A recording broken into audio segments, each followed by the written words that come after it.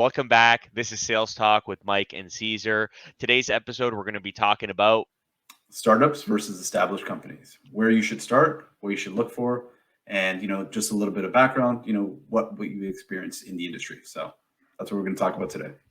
cool. Awesome. So, Caesar, I guess first thing maybe we should talk about is what would you consider a startup? I guess see that's a tough question because when you talk about startups, there's a lot of different levels. Kind of Hmm. like obviously the early stage startup, kind of the initial phase or the initial um, introduction to the company where there's some money coming into it, and then obviously there are some later form startups, right? But really, a startup is a company to me is whether you're in the early stage or in a bit of that later stage. Is you brought out a product, you're trying to get some traction within whatever industry you're in, but you might not be cash positive, but you do have a product that is piquing a lot of interest, right? And it's really whether or not you're going to be able to get over that hump to get to that point of maybe either IPOing, being bought and sold, or maybe merge with another company, right? So for me, it's really those companies that are very early on where they're not making a lot of money, but they are gaining some traction and bringing in the right type of customers that could propel into a maybe obviously not everyone's going to be a unicorn, but into one of those companies that is going to be able to be thriving, bring in some more resources, or at the end of the day, being sold or IPOing. How about yourself, Mike? That was good. So, I'm going to give a more dumbed down answer. So, because startups come in all different shapes and sizes. So if you're someone who's looking to get into tech and you're wondering whether or not the company you're looking at is a startup, I would view a startup as generally a newer company and a company that is so small in size from an employee standpoint that a lot of the different types of jobs that you might see at larger, more established companies might not be in existence yet. So, for example, if you're trying to get into tech sales and you're interviewing at a startup, there might just be one guy in leadership in sales, the VP of sales, the director of sales, the sales manager. And you might be the first sales hire or one of a few sales hires. So to me, if I was a new person getting into sales, a startup would be this type of a new company, sub 10 years old since it was founded, that you get the sense that there's a lot of people doing multiple different types of jobs at the company that would normally be split into a bunch of different people. But yeah, those are kind of, Caesar gave the more technical answer. The answer I gave was to try to help you if you are trying to In figure your out, search for a job. yeah, in your search for Exactly. a No, no, job. no, that's Exactly. perfect. And I think one of the things that I know last week when we talked about our topic last week, we kind of started off with the cons kind of first with like the things that are hard. But I think this week let's start off some of the positives when if you do decide to, well, in this case, let's kind of roll back a little bit, right? The title is startups versus established companies. For yourself, we do have some background in working with established companies. Um, let's define what an established company is really for people just getting into sales. Big company: Microsoft, Salesforce, Slack, HubSpot, Zendesk, Shopify, Amazon, for anything on the Fortune 500, Fortune Fortune 1000, even Yep, large industry leaders that are recognizable or probably publicly traded, and companies in like the tens of thousands of employees for headcount is what I would say is a large established company. perfect. No, and then that's exactly what I would have said. So when we're going to talk about both of these, we'll probably kind of pivot back and forth and talk about the startups and then obviously the established companies. Those pros, right? So let's start off with the pros. Um, Of a we both startup kind of or an established company? let's start with the startups. Okay. So Mike, what are a few things that you feel are some of the things that you'll be able to get out of joining a startup? Yeah. So, just to give a little background, I have worked at a couple startups. And the definite pro, I would say there's two main ones. One is there is usually a lot of opportunity to get to try your hand at a lot of different roles where you have a lot of different responsibilities. So a lot of the times you're getting hired at a startup, the teams are smaller, they're trying to, get their bang for their buck with all the employees they hire. So you'll have an opportunity to go above and beyond, have more responsibility, which usually comes in the form of more work put on you. Yeah. But that's a pro, because if you're looking to progress through a career quickly and get a bunch of title bumps, title raises on your resume, could be a great place to do that. And the second reason that I think startups can be so great is often they don't have the same leverage in the recruiting marketplace as larger companies. So they tend to come in with more lucrative or aggressive offers when it comes to the salary or total compensation they're willing to offer you. And usually you'll even get a piece of the company in the form of stock options, which is pretty cool. No, excellent. Just piggybacking off that, one of the things, obviously, also working in a startup, I've only done it once. It was a bit of an older one. One of the things that you had mentioned, obviously, is you're wearing multiple hats, right? And obviously, for me, that was one of the things that intrigued me, because obviously, as you move and progress through your career, that's going to help you. But the other part too is, because you're wearing multiple hats, you're actually also being part of different areas of the company, right? So you're going to need to know a lot more about what's going on in finance, contracting, and legal, right? Which isn't something that you're going to be wearing, but you're going to start to learn how to map those areas out, right? And I think that'll help you as you progress your career, because you'll be able to learn who are the areas that you need to be able to connect with in order to map out a much larger enterprise deal as you get into those, for example, right? Who are the people that you bring in? Because you're so close to the CEO, now you're also working with the CEO most likely, or the VP of sales, a lot more closely, in order to make a deal happen or establish a relationship with your client, right? So you're learning to navigate, which is kind of going back to that piece, but you have to be very strategic, right? Because when you're working at a startup, these companies are looking at you as a very small company. What are you really going to offer me? So now you have to come at those clients differently, right? And you're going to have to be able to kind of pivot and switch and move over and kind of be like a quarterback, because that's where you're really going to be able to kind of flourish right away, right? So I think you kind of touched on that beautifully, and like that would be my only add-on to the pros piece of joining a startup.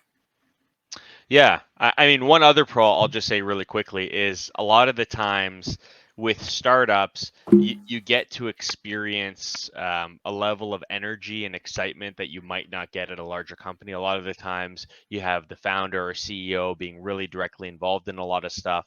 Every deal is a big deal. Every deal causes excitement around the office. And that could be something people look for, right? Because, burnout is a real thing in any industry, and having that daily excitement, that's definitely a plus too when it comes to working at a startup.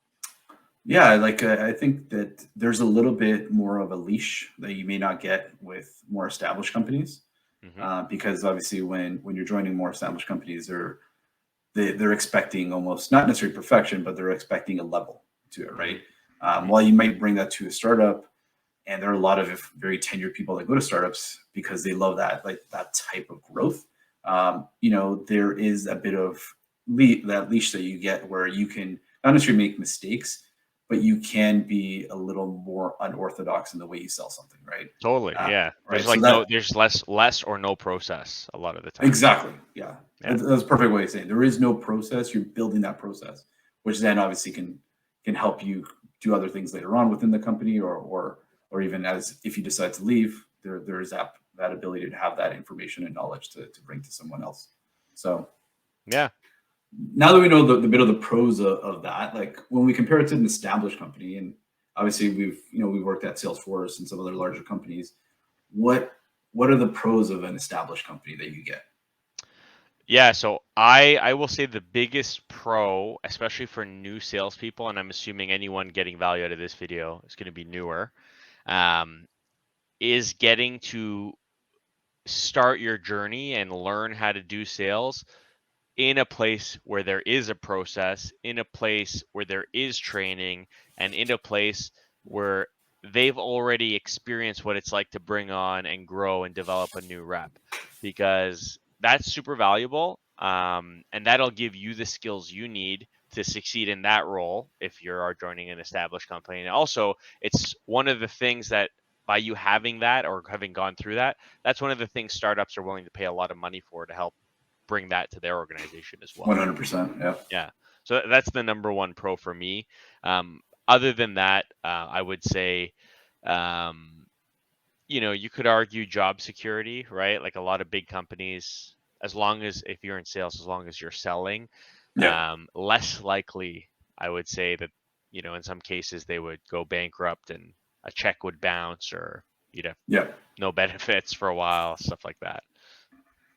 Yeah, and I think like obviously that training aspect, that the ability to have an established format and game plan is important for somebody new to join when you join an established company. I think the other piece too is your ability to learn from the people around you, right?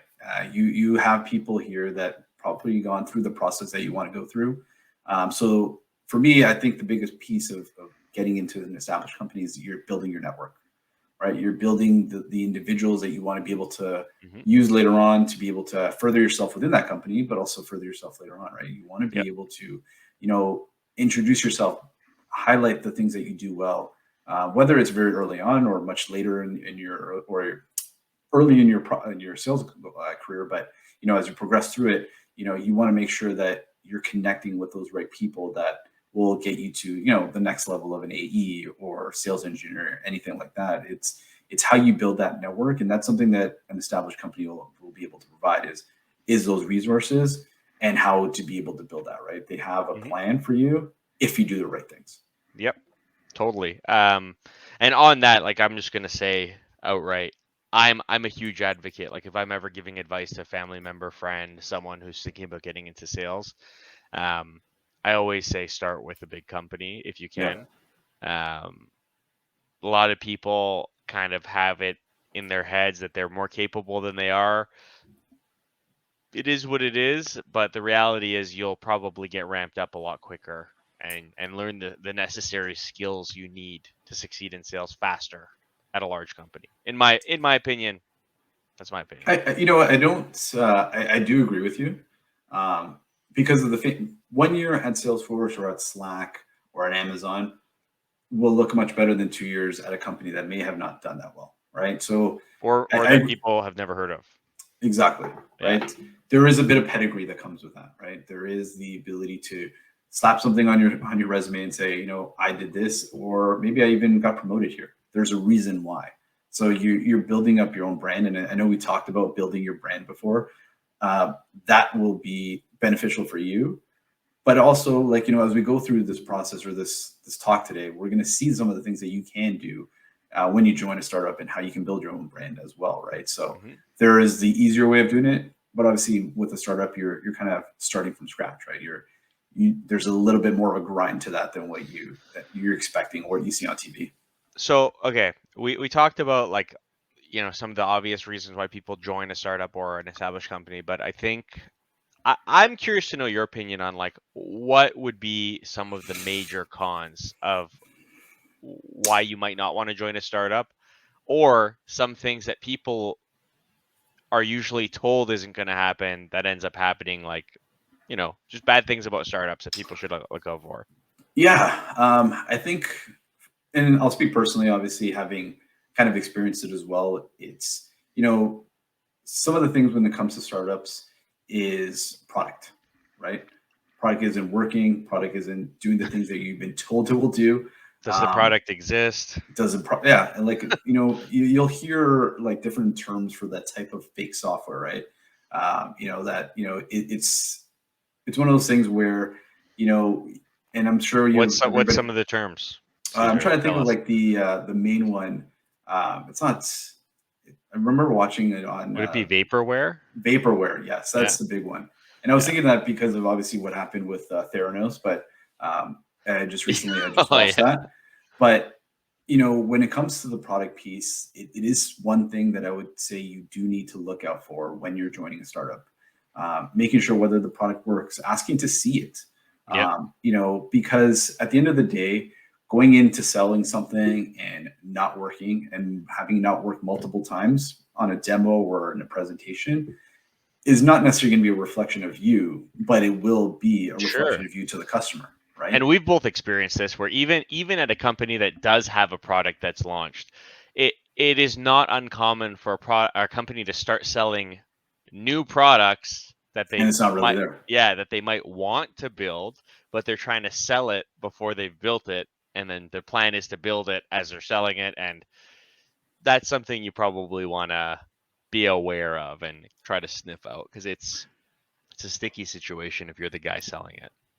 Yeah, it's and like we might touch on it a little bit later during this podcast, but I think the biggest thing too for when you look at the product itself is, you know, is it something more of a niche or is it really a need within the Mhm. market space, right? And you know, looking at buzzwords, everybody sees them all the time. It's everywhere, right? We live in Toronto, tech hub. You can live in San Francisco, tech hub. You're going to see all these different companies popping up and showing interest in you. So making sure that the product is what you think it is going to be the most important piece for me. Yeah. I don't know, Mike. What do you feel like is one of the cons when you're kind of looking at startups, right? And making sure that it's the right place. So a con that you can't really, I think a lot of the like this con is going to be something that you won't really know until you start working somewhere, but something you got to be prepared for mentally is that you have to look internally at yourself and be honest with yourself if you're someone who can deal with change well. Yes. 9 out of 10 people that you tell that to will probably be like, "Oh yeah, I'm open. I love change. I'm open to change." But the reality is, as someone who works at a startup and manages people, as someone who has been managed at startups, most people don't actually like change, including me. Like I say that I love change, and looking back on any change that's happened in my life or my career, it's usually always for the better or it teaches you something new. But in the moment, you need to be able to kind of take it on the chin and act properly quickly. If you don't think you can do that, probably no startup will be for you. And that could be a big negative for you if you can't handle that type of stuff. What do you think, Caesar? You know what, that like I didn't think about that until you brought it up, and you know, if you like kind of rehashing my memories of what I had. You do have to be able to, and like that change piece is, you can't adapt. You can be looking for a new job really quickly, or they're going to be looking for somebody to replace you. Yeah. Because if you don't, even if you don't like change, the ability to move from plan A to plan B fairly quickly needs to be part of your everyday thinking, Yeah. right? Especially if there's issues with products. Maybe like in one of the other cons for me, and we'll talk about later, is making sure the leadership is the right people, right? But Yeah. Well, that could even go hand in hand. So, like a big thing that I've experienced, and we were at the same company with this, is change can come in a lot of different shapes and forms. And one of the most destructive can be if leadership changes. If yeah, the company gets acquired, oftentimes, and this is something that's actually funny. So, a lot of people usually join a startup hoping they get acquired because there's this promise of a big payout.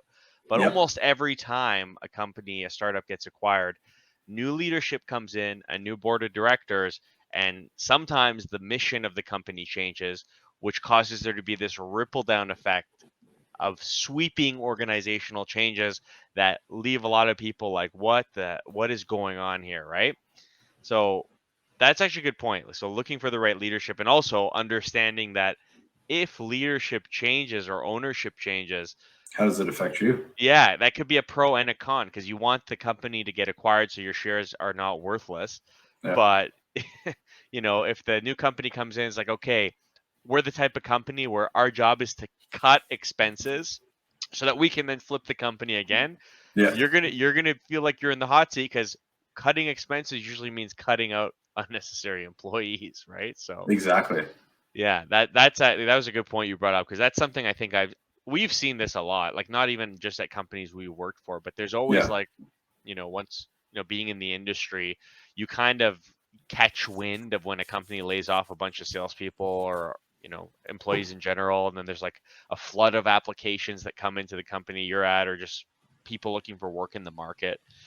And it that's usually due to these types of changes or types of leadership decisions, right? To change the path of a company. So that was a good point. What else? Just one more, I guess, one little thing on the leadership piece for startups. I think anytime if you're interviewing for a startup, you want to see whether or not the people that are put in their position, so whether it be a CEO, VP of sales, marketing VP, or anything like that, you want to know if that is their first time being in that role, or whether or not they've been in multiple roles. That's a good you know, point.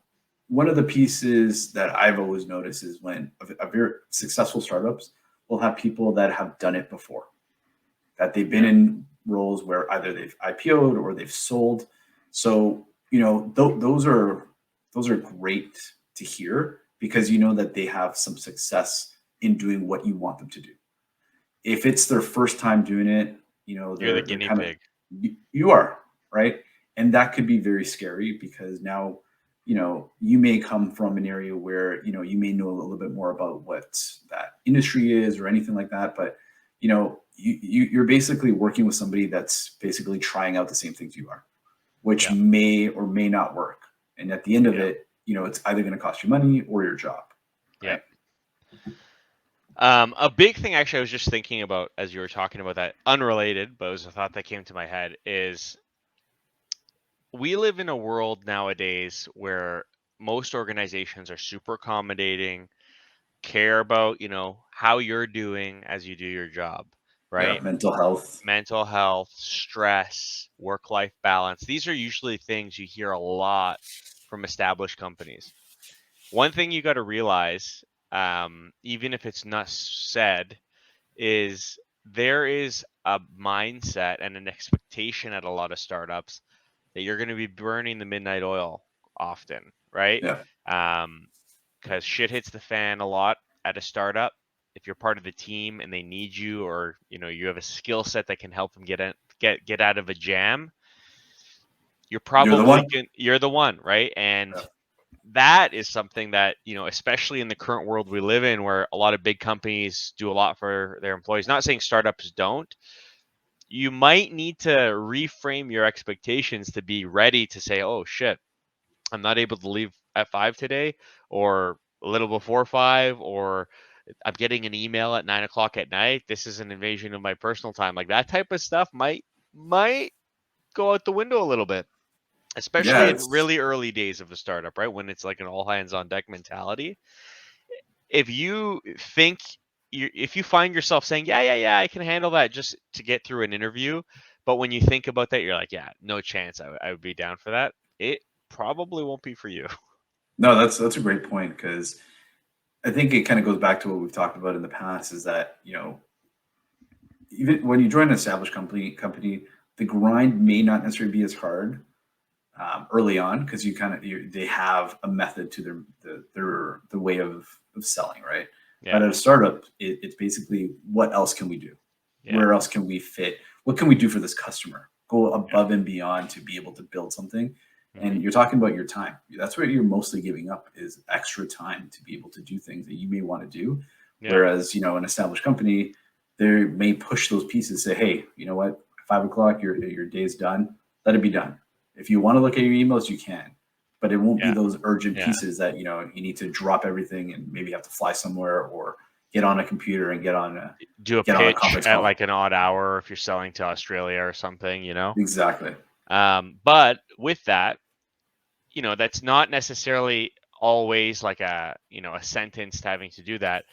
You just have to have it in your head that this might be the expectation. And if you don't want that to be the expectation, that's fine, but you got to figure out how to set the right expectation with your employer, which is usually a little bit more difficult, more of a relationship and trust building exercise at a startup than it is at a big company, where they probably have like a 5,000 page employee handbook and an HR team that has more employees than most startups to handle this type of stuff. But that's a big one, right? Some people have this mindset that a startup will be easy. It's usually harder, right? Exactly. No, 100%. There's usually less of the path hasn't been done before, right? You're probably carving your own path for the first time, so there's a lot of figuring stuff out. You might need to get an approval for like a discount or a deal or an RFP, like a template, whatever, and you're like, who was responsible for this? And like everyone you ask, you're like, I don't know, we've never done this before. And it's most likely going to end up in your lap. So you Yeah, got to figure it exactly. out. Right. Exactly. Yeah. And they're always going to tell you, this is why we brought you in. This is for you to Yeah. figure out on your own. Yeah. There's nobody else going to be there to help you. And, I've heard that before, and it's like, Mhm. it is what it is. You gotta, like what you said earlier, you gotta be okay with change, Mhm. because that's what's going to make or break your deal. Mhm. The other thing I think you really got to look out for in a startup, especially if you're joining a tiny startup, which I have done in the past, is you got to make sure you're confident that the person who's bringing you on, which will usually be founder, CEO, VP, whatever, has the right expectations of what you expect of them, right? Mm-hmm. Because you might find situations where you go through this arduous interview process, you get hired, and then you have like zero support and you feel lost, Yeah. or vice versa. You might go through all the interview process, get hired, and you have this person watching like a hawk, and you're like, I can't work with this person breathing down my neck. So a big part of figuring it out at a startup too, and like what deciding whether it's for you, is figuring that out. Because in a large company, I feel like you're a little isolated to things like that because it's large. There's teams you can like move around from one place to another. There's like different places for you to work, different teams for you to sit in on.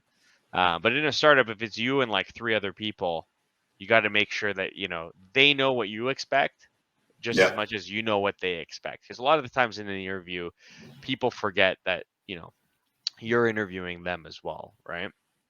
No, that's a great point. And that's a great segue to, the what do you feel are cons within an established company that you could join? Biggest con that I've felt, which is why I've kind of been on this like life search for startups that fit me well, is you kind of get to the point where you feel like you are just like a cog in a machine. Mm-hmm. You'll run into a lot of red tape situations. Um, there will likely be a defined process and way of doing things, and Yeah. although change can be good, it's a lot slower to implement change at a large company, whether it be a new tool or system you suggest they use to help make your job easier, or just the way you guys sell, the sales methodology. That type of stuff is stuff you could probably, have an impact and change relatively quickly at a startup, but at a large company, probably not. Yeah. Or it's probably going to be really tough. That's kind of a con. The other one that I experienced, and you're probably privy to this too, is when you're working at large companies, like we worked at Salesforce, I worked at CDW. These are huge Fortune 500 companies. Especially in this market and like the market for talent over the last 5 to 10 years, they realize they have a monopoly on talent. They realize that for every job posting they put out, they're probably going to get 500 applicants. So when Yeah. it comes to pay, while total compensation is usually fair, they're usually going to try to find a way, at least like outside of benefits, to kind of not be as competitive as, let's say, a mid-market size company or a startup, because they know Yeah. you want to work there. And when you're there also might be a more defined promotion and raise structure. Whereas at startups, you can kind of make a pitch, show how much value you had, set a number and see if they go for it. There might be like a tiered system at a large company where you kind Yeah. of have like a level, like AE 1, 2, 3, 4, 5, 6, 7, whatever, and you have to climb those levels. Can be a little bit of a pain for some people. No, that's I think one of the pieces I was going to segue a little bit into that piece, but um, Yes. one thing that I've noticed, I think, and we kind of notice it too in some of the companies that we've worked at, is when you get in there, sometimes you'll see, it's kind of a weird term nowadays, but obviously like a boys club, right? Yep. There's always a Like group. usually they call it an old boys club because it's Exactly. people who've been there a while. And it's one of those things where, it's sometimes it can be hard for people to navigate that are new, that get into it. And really, I guess for people that haven't heard it, It's really a group of individuals, or not in this case boys, but it could be girls too, who get preferential treatment from VPs of sales, CROs, where they may get the best leads or best opportunities. They get the most help when it comes to like executive touch, right? So we've seen it before. You'll see it most likely. You might experience it. For many, it is hard to navigate, Hmm. and for others, they may not necessarily wiggle themselves into that position, but they can get pretty close, right? And I think that's one of those things where it would be a con for people who may work harder than a lot of those people to get the opportunities to get pretty close to what they're doing, but because they're not getting the silver spoon treatment, they may not make as much money as them, right? Because they're But getting that those could extra. I'll argue that could happen at startups too, especially if They can. you're at a startup that has some employees that have quite a bit more tenure than everyone else. You know what I mean? This is Um, true. Yeah. you know, No, I agree. yeah. It, But yeah, it, I agree that does tend to happen. Like especially in an organization that's been around for a while. In sales, there's often this way of growing your career where you just stick around at a company for as long as possible. When people flake off and leave, the forecast for the business doesn't necessarily change for that year. They need to make up ground. Leadership might give a lot of accounts, more territories, more deals to the reps who stayed to, incentivize them to hit quota. They're happy, they're making money, they're more yeah. likely to stay and not lose more headcount. So it kind of creates this like snowball effect. Like the longer you're staying at the organization, the more favor you're winning with leadership because you kind of went down with the ship every time they lost people. And then you're growing this like really lucrative, hopefully, book of business that's going to help you make a ton of money. And then because of that, 5-10 years down the road, your CRO or your VP of sales or the CEO is going to be like, yeah, I'm going to spend my time, like, because sometimes VPs and execs will jump on sales calls to help win over the leadership at a client. They're going to favor that person because like this guy or girl controls a huge part of our revenue. Yeah. I'm not going to waste my time on Caesar. This guy's been here for 3 months. He's a joke. I'm going to spend my time on this other guy, right? No offense. I just used you No, as no, an no. And example, like, no, but like, but that happens though, yeah, right? And, either you're going to have the thick skin to try to work through that, or you're yeah, not. And it's one of those things where, you may not necessarily see it within, um, in the interview process, but one of the things you want to make sure, and we can talk about this at when you talk about interviewing, is that you want to understand how many people are making quota, yeah, who are the people, is it the same people that are yeah. making quota, right? And if it is, then that might trigger something in for you, in you, to say, you know what, if it's the same people doing it, what are the other people really bringing to the table for them, right? Like, Yeah, and you shouldn't be afraid to ask that either. Like Caesar brings up a good point. Tell them to show you their dashboard. Like, show me who hit quota last month. If they don't yeah, want to show you, like, that's a little that's sketch. that's a red flag. Yeah. Yeah, exactly. So I think it's one of those things where you need to ask the right questions, but also understand where and how their groups or their AEs are making money. I think the other con that I think we've seen as well.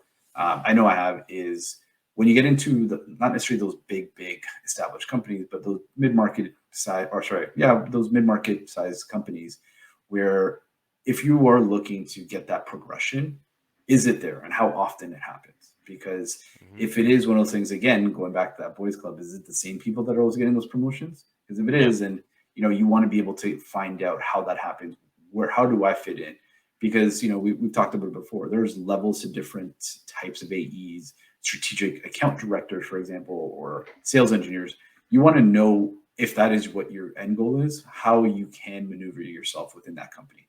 And if a lot of times for those smaller, not smaller, for those mid-market size companies, they may not have that path. And yeah, that's up to you whether or not you want to be able to go with them, or maybe decide to look somewhere else, for example. yep. Good point. What else? Um, Another pro, like we kind of touched on this, just like a good thing a good reason you might want to consider starting at least at an established company is, assuming you're watching this video and you're new to sales, never done it, you might not know if sales is for you. And if you get into a company that you like and you believe in the company, regardless of whether you stick around in sales, if they like you and you work hard, but it just wasn't for you, you could bounce to a different department that's not sales, right? And it gives you like Exactly. an exit plan, like you could pull shoot and take off. At startups, that might not be possible, right? Because headcount, like usually the sales team is the team that's churning through employees fastest, either through promoting, terminations, people leaving. So there's always jobs being filled and people moving around. But in jobs like product or HR, those positions might be the same people who have been there for 5 years, and there's maybe one opening a year or whatever it is. It's less likely to happen, right? So that's definitely way more common at large companies as well. Yeah. I think one piece too is, and I think it goes from startups and established, is looking at the customers. Obviously a new startup may not have customers, but if you are looking at a company that's a little bit, not necessarily a little bit older, maybe 1 or 2 years into it, they've built an account base. You want to see, you want to be able to make sure those are legit companies that your company's working with. Look at the testimonials, because there are things that could come up as red flags. I know from my experience, I remember when I joined my startup, the first week I realized that the companies we had on our website were no longer customers, right? So, had I done my due diligence a little bit, I was like jazzed about the companies that we were working with, but I came to find out, those are old customers that we worked with that we just kept on our website, right? So, Yeah. I think those are things you need to also ask about, is understanding the customers, how long they've been customers, maybe they were early on investors as well. If that's true, that is a good sign, because they have the ability to put more money into the company, but also promote it. And then obviously for established companies, like see who their big customers are, right? If they're working with the likes of, let's say Labatt Breweries or Amazon, for example, then you see something that can trigger yourself to say, hey, wait, this might be the right place for me, right? So Yeah. I think that's where it's not necessarily a pro or con, but I think it's something to be aware of when you are researching a company, right? Because you want to do as much research as they do on you, right? They're looking at your resume. Now you do the same for that company as well. Yeah. Yeah. So I think I know we've gone through like questions to ask, and I think we've gone through a couple of them, but any additional questions that you feel somebody coming into looking at different types of companies, what they should ask? Maybe for startups, one, like if you're evaluating one and you're not sure, you could ask them why they're hiring, right? Like, No. did someone get promoted? Did someone get fired? Did someone leave? Are they having trouble finding people and this job's been open for a while? That could give you a lot of insight as well. Because if you notice that there's, a sales team you're looking at and they're always hiring and the team's not growing, something's going on there, right? Like I would check out Great LinkedIn. point. They, like on the company page on LinkedIn, they usually show you like the average tenure graph of employees at a company. I would look at that. If it's like sub 1 year and the company is more than 1 year old, I would ask why that is, Yeah. right? Because if they could have a leadership structure or style where they churn and burn, you don't work out, they give you the boot. It could be it's a terrible place to work. Could be that the product is unsellable. You want to know that so that you don't make this huge career change and then you're like, oh shit, like what am I doing here? Exactly. No, that's a great question, and I think it's a good way of going into like this question that I would ask would, especially if you're looking at a startup, is, and even some established companies, right? Because these companies tend to sell, and we were part of companies that sold. Is what is their end goal of it, right? Do they want to stay private? Do they want to sell? And they might even lie to you, but just hearing their answer gives you an opportunity to like feel Exactly. them out of whether they're like giving you like some BS answer, if it's like genuine. Right. And like I know I've been in interview process where I've been told that they want to sell from the start. And the payout might be great. The problem is that you don't necessarily know what that would look like. Yeah. right? You don't They even, a can, lot of the times, you didn't even know what your shares are worth, like the percentage value of the company. Cause like there's like a cap table in the business or whatever, when they issue shares. And every time a new investor comes in, new shares are either issued or diluted or whatever. So yeah, like you don't know exactly. what, most of the time, I would say a lot of startups would probably be like, yeah, we're not going to go into that. If you ask them, oh, what exact percentage of the company do I own? They're going to give you some talk about strike price. And, when an offer comes in, we do fair market value. So we don't know right now. They're going to kind of dance around it. Exactly. Yeah. And the perfect example, I know it's not a most recent one, but obviously it came up like obviously from a show, but WeWork, if you look at WeWork with all those Yep. people that, were given thousands and thousands of shares, that literally meant zero when they sold, right? So Yeah.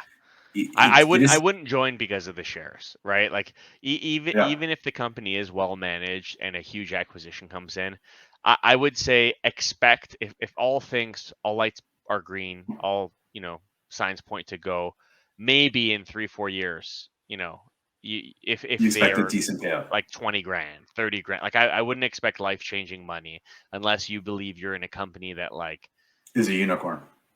Google's going to acquire Yeah. for billions of dollars and it's going to happen fast. And, like you got to be realistic here, right? Like how many people do you know in tech who made $1 million because their company got acquired? Exactly. And I think Very few that's, and far between. you make a good point by saying like, you don't know in year one that you may be bought by like a Google or an Amazon or a Microsoft. You're not Neither going to do know, they. right? Like, you know what I mean? Neither does the company. Right? They're telling you things to bring you on, but you need to be able to kind of look out for yourself, right? Yeah. So those shares may look enticing. In reality, they most likely don't mean a lot, especially if, for example, you get really good at your job and you may leave in 2 years, right? Because Yeah. of that, We should also, like, let's save this for we'll do an episode on like negotiating salary and stuff. yeah, But yeah, but to Caesar's point, yeah, like that could be a pro for some people, the shares thing. But I guess the net of what we're trying to say is more often than not, they're probably not going to be worth as much as you're hoping they're worth. yeah, Oh, no, I 100%. can almost guarantee that. Like you know what I mean? Yeah, we've been around the industry long enough to know that you're better off negotiating a better salary than you are getting more shares to build up that, right? Yeah. You'll end up probably diluting all those shares anyways and not making that much money. But there's that opportunity, one out of every thousand that might, hit it pretty big, right? So Yeah. it's not And to dissuade it's you from nice. it. It's nice to feel like you own part of the company. Exactly. I know we're getting on 45 minutes on the podcast, or more than 40 minutes. I think before we kind of wrap this up, I think kind of getting back to the starting point of this, like, if there's one thing that, or maybe two things that, the people watching this get out of our information, what do you feel are the things that you feel they should get out? If you're new to sales, start at an established company. And if you decide to start at a startup, just have the right mindset of what to expect. It's going to be hard work, but it could be really rewarding. Perfect. And I think I'll piggyback off your 2 points, because I think those would be exactly what I would say. The established companies have an excellent training program, Hmm. because they want you to succeed, because they want you to make money, right? So that initial point of joining them is understanding that you're going to get a foundation that you can leverage for the rest of your career. And secondly, if you do join a startup, you know, and I'll do it on the positive piece, you're going to learn a lot about yourself, being Hmm. able to adapt, a lot of different hats you're going to wear, because you're not just going to be a salesperson. You're going to be a product person. You're going to be a customer success person. You're the face of the company, because the company doesn't have many faces. Yeah. So be aware that, that it's a lot of work and it's a lot of different roles that you'd be playing.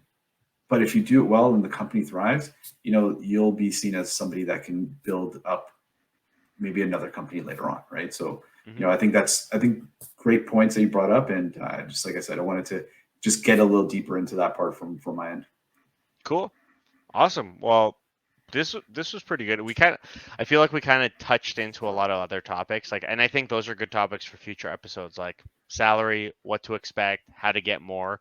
But I think this was a good chat. I mean, the debate between startups and large companies is one that Endless. everyone will have, and is endless with like pros and cons.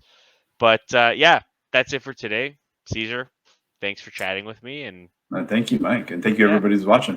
We'll yeah, see you next time. catch you next time. Peace, guys. Later.